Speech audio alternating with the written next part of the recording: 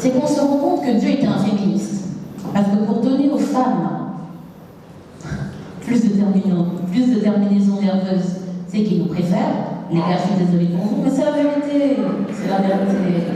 Il nous a donné plus de plaisir. Mais il vous a donné à vous, hommes, la capacité de nous emmener dans des endroits où tout seul on ne pourra jamais arriver. Tout cela est possible dans un cadre.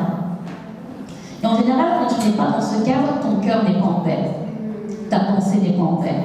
Tu as toujours cette petite culpabilité de est-ce qu'ils vont être mariés?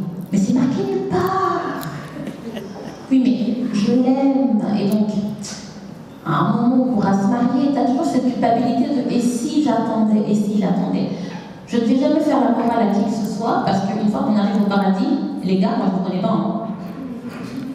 Chacun son problème, pas on peut aller trouver Ève. Ève et moi, on va discuter. Donc chacun se débrouille une fois qu'on arrive dans les portes du paradis. C'est vous et votre conscience, vous et votre lecture de la Bible. Et une chose que j'ai compris en grandissant, comme vous pouvez le voir, je ne pas grandi. Et une chose que j'ai compris en grandissant, Dieu ne va jamais te punir pour quelque chose que tu ne savais pas. Mais dès le moment où tu es au courant de la bonne manière de faire les choses et que tu continues à faire n'importe quoi, donc, si tu sais que traverser au feu rouge est mauvais, mais que tu le fais toujours, c'est pas vraiment un problème. Mais si je te dis qu'il faut traverser au feu vert et que tu t'obstines, yes, that's better, que tu t'obstines à vouloir traverser au feu rouge, là, si Dieu te gifle, c'est pas mon problème. Ce que je peux vous dire dans les faits, c'est qu'en effet, il est marqué nulle part dans la Bible, attends d'être marié avant de consommer ta relation. C'est marqué nulle part, textuellement. Mais il y a plein de sous-entendus qu'il vaudrait mieux attendre. Pourquoi est-ce qu'on demande d'attendre? Pourquoi est-ce qu'on sous-entend qu'on doit attendre? Parce que l'acte n'est pas seulement physique, il est aussi spirituel. Et c'est la partie que j'ai toujours détestée quand on m'expliquait, parce que je me sentais après. Il y a des gens qui avaient pris une partie de moi que je voulais récupérer, quoi. Donc apparemment, pour ne pas faire la fille qui juge, mais je vous juge, apparemment, lorsque tu deviens un avec quelqu'un physiquement, vous devenez un spirituellement. C'est marqué dans la Bible. L'homme quittera son père et sa mère, s'attachera à sa femme, ils ne feront plus que un. Si on ne fait plus que un, c'est pas seulement physique, c'est aussi spirituel. Donc je suis un avec toi et donc j'embrasse tout ce que tu es. Tes forces, tes faiblesses, ton passé, ton futur devient aussi le mien. Comme dirait Ruth, tes gens seront mes gens et ton Dieu sera mon Dieu. Donc vous ne faites plus que un. Si je ne fais plus que un avec un gars imaginaire qu'on va appeler, qui pourrait être mon gars? Attends un peu. Ah, et l'autre muscle, Kevin. Ah, on m'a aussi Kevin. Kevin, c'est le nom des fils même. Qui pourrait être mon gars? Ah, my God. Un certain Manassé.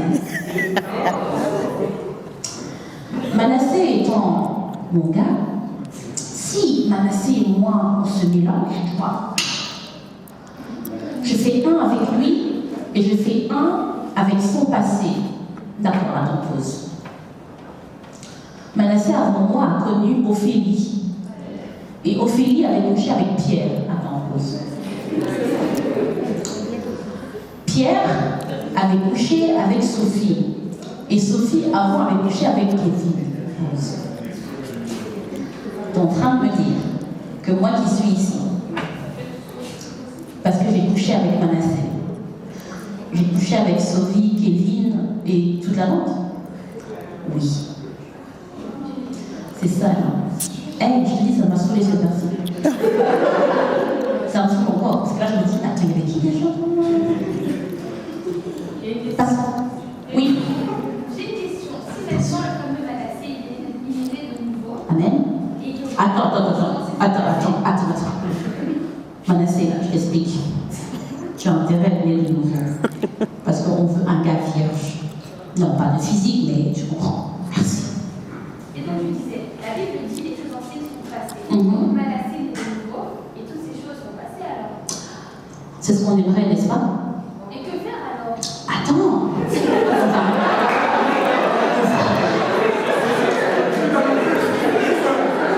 On va pousser la réflexion. Alors, on va aller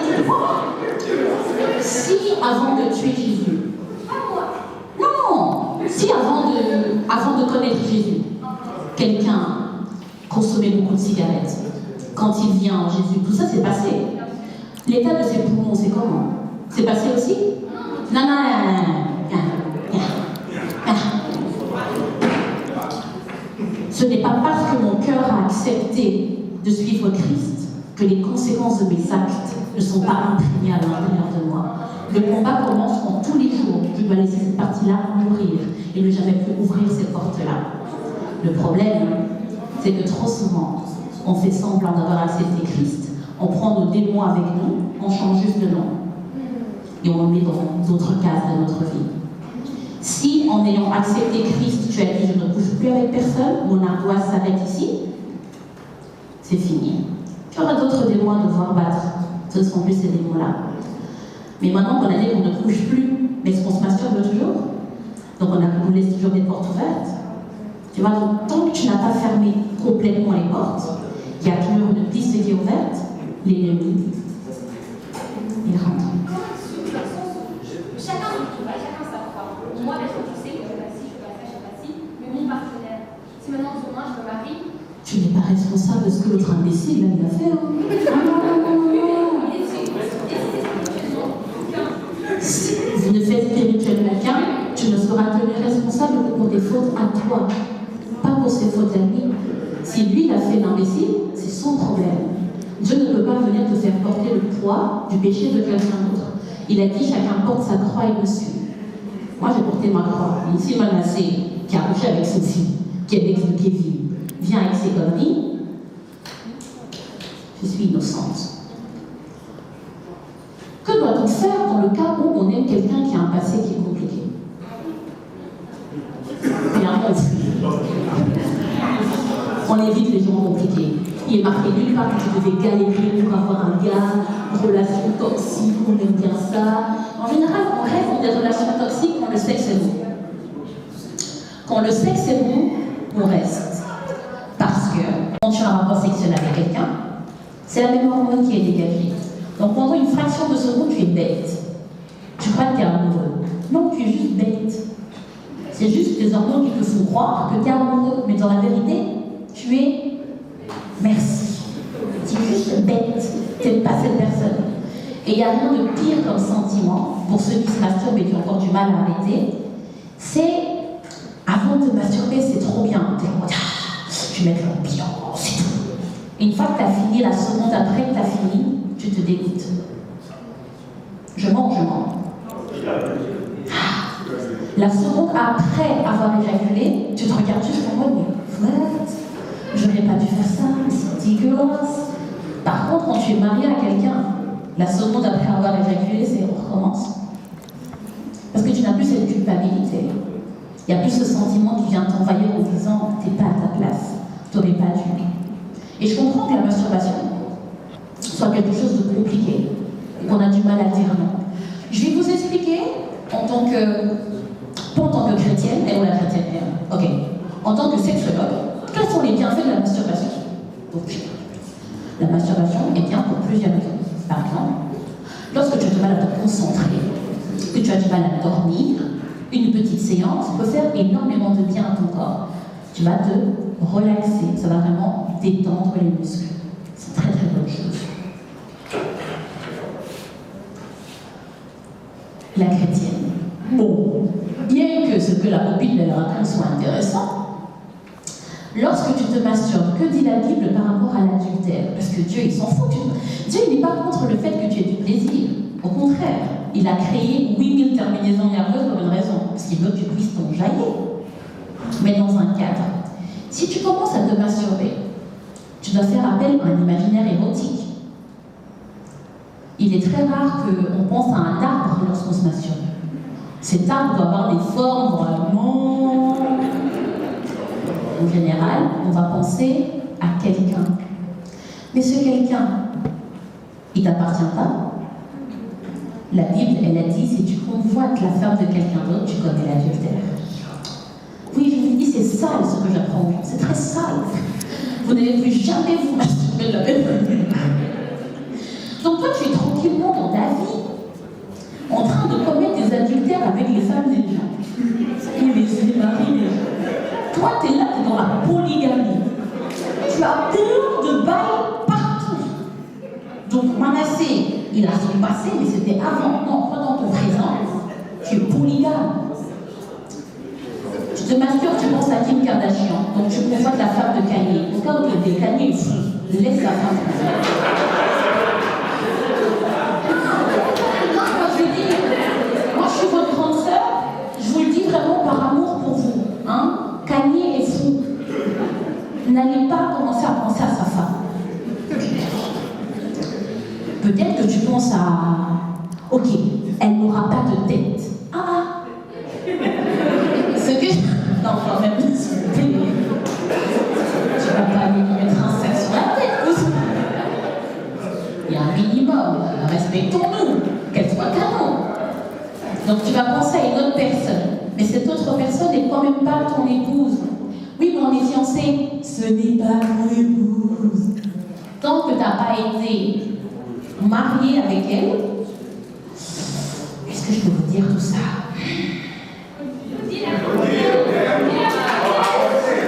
Bon. C'est quoi le mariage selon Dieu? Selon Dieu, il a dit, il connut sa femme. À aucun autre moment, et en plus le mot connaître en hébreu veut dire connaître intimement, c'est le yada. Oui, j'aime beaucoup le yada. Le yada, c'est l'intimité avec Dieu. C'est quelque chose que, vraiment, c'est la profondeur de l'unité. Quand tu connais l'autre personne, vous vous mariez. Parce que son vagin représente l'anneau et ton pénis représente le doigt. Et puis on a un lien de sang. Alliance. C'est là le mariage. Donc vous êtes mariés tous avec tous les gens avec qui vous avez commencé le divorce, hein, introduisez les procédures de divorce. Voilà. Et l'avocat est là. Maître. Allez voir l'avocat. Là, vous pensez à divorcer. Ils sont tous mariés là, plein de gens, ils sont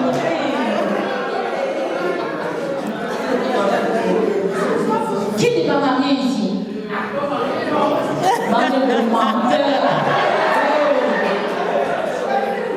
Vous mentez comme le gardien de l'Égypte. Vous êtes tous dans la polygamie, on a dit ici, on ne juge pas. Mais je vous juge. Non, on ne se juge pas. On ne savait pas. Aujourd'hui, on sait. Donc, on va faire différemment. On va se marier différemment. On va se marier uniquement avec Manassé. Donc, il connut sa femme, ce qui veut dire qu'il s'est uni dans le mariage avec cette personne. Donc, chaque fois que tu es monté sur cette fille ou que tu l'as prise par derrière, chacun ses positions.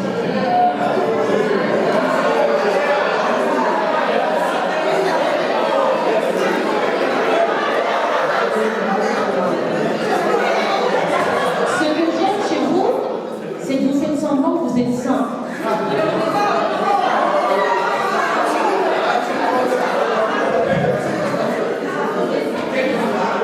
Mais je connais la vérité. Aucun de vous n'est saint. Aucun.